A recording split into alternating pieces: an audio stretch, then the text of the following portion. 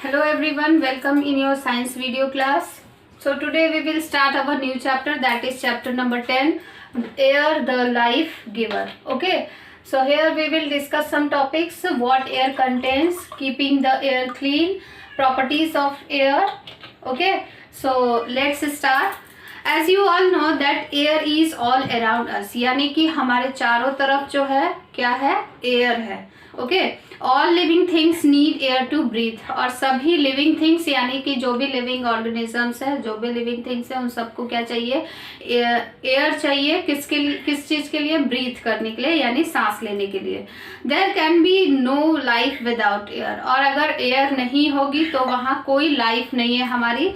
हम एयर के बिना जिंदा नहीं रह सकते हैं. Okay, you can not see air but you can feel it. और हवा को कोई भी देख नहीं सकता, हम उसको नहीं देख सकते, बट हम उसको क्या कर सकते हैं, उसको फील कर सकते हैं, महसूस कर सकते हैं. Okay, air can be felt when it moves. और जो एयर है वो कब आप फील करते हैं, जब वो मूव करती है, यानी जब वो मूव कर रही होती है तब उसको हम फील करते हैं कि हाँ हवा चल रही है. Okay, so moving air is called wind. जो मूविंग एयर होती है उसको हम विंड बोलते हैं. चलती हुई जो हवा है, जो एयर है, उसको हम हवा बोलते हैं, विंड बोलते हैं.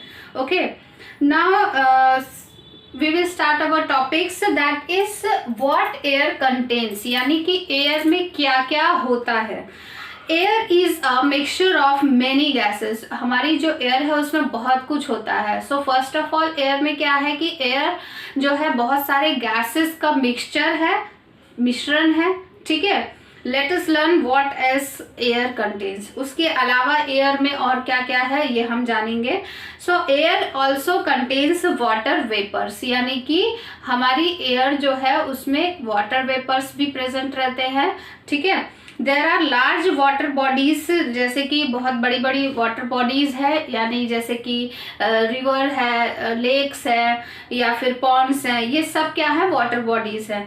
इन सभी वाटर बॉडीज में क्या होता है, ये हमारे जो अर्थ पे है, जब सन जो है हीट करता है, The heat of the sun changes some of their water into water vapor. जो वो पानी अवेलेबल है उन वाटर बॉडीज पे, जब उस पे सन की हीट पड़ती है तो उसकी वजह से ये जो पानी जो है वो थोड़ा उसका चेंज जो है वो किस में हो जाता है, वाटर वेपर में हो जाता है. यानी कि थोड़ा पानी जो है वो वाटर वेपर्स में चेंज हो जाता है. और फिर वो वाटर वेपर हमारे एयर में जाके क्या हो जाते हैं, मिक्सअप हो जाते हैं, मिल जाते हैं हमारे किसमें, एयर में. ओके, इसके अलावा air contains smoke and dust also. Okay, यानी हमारी एयर जो है ये वाटर वेपर के अलावा हमारी एयर में डस्ट भी है, धूल है, यानी और स्मोक भी है, धुआं भी है. ठीक है, smoke comes out from vehicles and factories. आपने देखा होगा कि हमारी रोड पे बहुत सारे व्हीकल्स चल रहे हैं और उन व्हीकल्स से क्या निकलता है, धुआं निकलता है ना.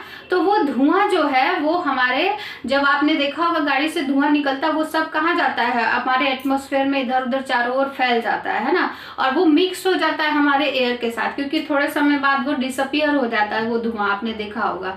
और या फिर वो फैक्ट्रीज से निकलने वाला धुआं हो, चाहे वो व्हीकल्स से, तो वो सारा स्मोक जो है वो एयर के साथ मिक्स हो जाता है. This smoke mixes with the air and the air also contains very fine particles of dust also. और खुद एयर में बहुत ही छोटे छोटे डस्ट पार्टिकल भी मौजूद रहते हैं. Okay, then air also contains germs also. तो अब एयर में डस्ट भी है, स्मोक भी हो गया, तो एयर में जर्म्स भी होते हैं. तो इसलिए हमारी जो एयर है वो दो तरह की होती है, डर्टी एयर भी होती है और एक क्लीन एयर भी होती है. Okay, so germs are very tiny creature. Germs यानी कीटाणु जो होते हैं बहुत ही छोटे क्रिएचर्स हैं जो कि आप देख नहीं सकते हैं. We can not see them with naked eyes, यानी सामने इन आंखों से हम उसको नहीं देख सकते हैं. But germs can see with the help of microscope and germs can cause diseases. लेकिन ये germs जो आपको नहीं दिखाई दे रहे हैं, यही diseases यानी बीमारियां फैलाते हैं. Okay, germs from garbage, rotting things and sick people with mix with air. Germs जो है वो हमारे गार्बेज से, यानी जो कचरा इधर उधर पड़ा रहता है उससे, या फिर रॉटिंग थिंग्स यानी कुछ चीज़ें सड़ रही हो इधर उधर, उससे होता है, जर्म्स पैदा होते हैं। सिक पीपल्स यानी बीमार लोगों से भी जर्म्स निकलते हैं जो कि आपके एयर में मिक्सअप हो जाते हैं। ये सारी चीज़ें जो है, इन सभी से जो जर्म्स निकलते हैं वो हमारे एयर के साथ मिक्स हो जाती हैं और पूरे एटमॉस्फेयर में फैल जाती है। तो smoke, dust and germs makes the air dirty. Smoke, dust, germs और ये सब मिलकर हमारे एयर को क्या बना देते हैं, डर्टी बना देते हैं। तो इसीलिए ये हमारी डर्टी एयर है, जो कि यानी गंदी हवा जिसमें हम रहेंगे, हम सांस लेंगे तो हम क्या पड़ जाएंगे, इट मेक अस इल, यानी हम बीमार हो जाएंगे। Okay, now the next topic is keeping the air clean, यानी कि क्लीन एयर। तो यहाँ पर क्या है कि fresh and clean air is a must for breathing. So इसलिए गंदी हवा में अगर आप गंदी हवा सांस लेंगे तो फिर इससे क्या होगा कि आप बीमार पड़ेंगे। अगर वही आप फ्रेश और क्लीन एयर लेते हैं, ब्रीथ करते हैं, तो उसमें आप कभी भी बीमार नहीं पड़ेंगे। So it is very important for good health, यानी कि फ्रेश और क्लीन एयर हमारे हेल्थ के लिए बहुत ही ज़्यादा इम्पॉर्टेंट है। Okay, plants keep the air clean and fresh. और एयर को क्लीन एंड फ्रेश कौन बना सकता है, प्लांट्स बना सकते हैं। सो इसलिए हमें ज़्यादा से ज़्यादा प्लांट्स जो है उनको लगाना चाहिए, जिससे कि हमारे वातावरण में फ्रेश और क्लीन हवा रह सके। Green plants help in purifying air, यानी हमारे जो ग्रीन प्लांट्स होते हैं वो प्योरीफाई करते हैं हमारे एयर को साफ करते हैं। Okay, now our next topic is properties of air. ठीक है, यानी हमारी एयर और क्या क्या कर सकती है इसके बारे में हम जानेंगे। So first of all is air फिल्स the space. Air जो है वो स्पेस को यानी जगह को भरती है। कैसे, देखिए, take a balloon and blow air into it. आपने देखा होगा कि बैलून सबको बहुत पसंद होते हैं। तो बैलून में जब आप एयर भरते, हवा भरते, चाहे अपने मुंह से भर रहे हो चाहे हम मार्केट से उसमें भरवाते हैं, तो वो क्या हो जाता है, फूल जाता है, उसका शेप चेंज होने लगता है। क्यों? क्योंकि उसके अंदर एयर चली गई है। Look at the new shape of the balloon, it is now filled with air. तो उसमें जो है हमारे बैलून का शेप क्यों चेंज हो गया, क्योंकि हमारी एयर जो है वो हमारे बैलून के अंदर फिल हो गई है, भर गई है। और एयर जो है बैलून के अलावा और भी चीज़ों में भरी जाती है, जैसे कि टायर्स होते हैं हमारे साइकिल के, चाहे और भी चीज़ों के, व्हीकल्स के टायर्स जो होते हैं, या फिर टॉयज भी होते हैं जिसमें एयर भरी जाती है। कुछ बॉल्स भी होती हैं ऐसी जिसमें एयर फिल की जाती है। Okay, now the next property of the air is air has weight. इसके बाद एयर में वेट भी होता है। वे एन एम्प्टी बैलून, यानी कि खाली बैलून जो है उसका आप अगर वेट करेंगे तो कुछ और ही होगा।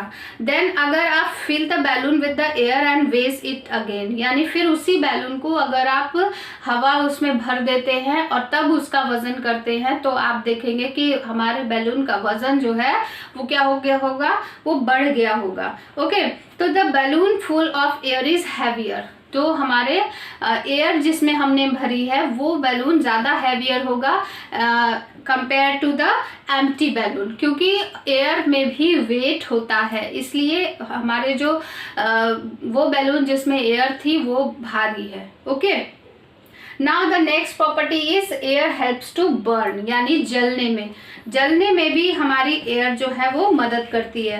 Take a candle and lit it, यानी कि जो कैंडल है उसको जब आप खुला छोड़ देंगे तो now turn a glass and put it over the candle. तो उसको आपने कैंडल को जलाया और उसके ऊपर जब आप ग्लास रख देंगे जलती हुई कैंडल पे, तो आप देखेंगे the candles goes out as it is not getting the air, यानी कैंडल जो होगी वो क्या हो जाएगी, बुझने लग जाएगी, बुझ जाएगी। क्यों? क्योंकि उसको जो है एयर नहीं मिल रही है, ऑक्सीजन नहीं मिल रही है जो कि एयर में प्रेजेंट थी, इसलिए। और जब आप खुला उसको रखेंगे तो आप देखेंगे वो आसानी से जलती रहेगी। और उसको जो है क्यों जलती रहेगी, क्योंकि उसको एयर जो है वो मिल रही है और वो इसलिए इसलिए जल पाएगी। तो एयर जो है वो हेल्प करती है बर्न करने में भी, यानी जलने में भी। Okay, so these all are the properties of the air. So this is all for this chapter. I hope you understand it very well.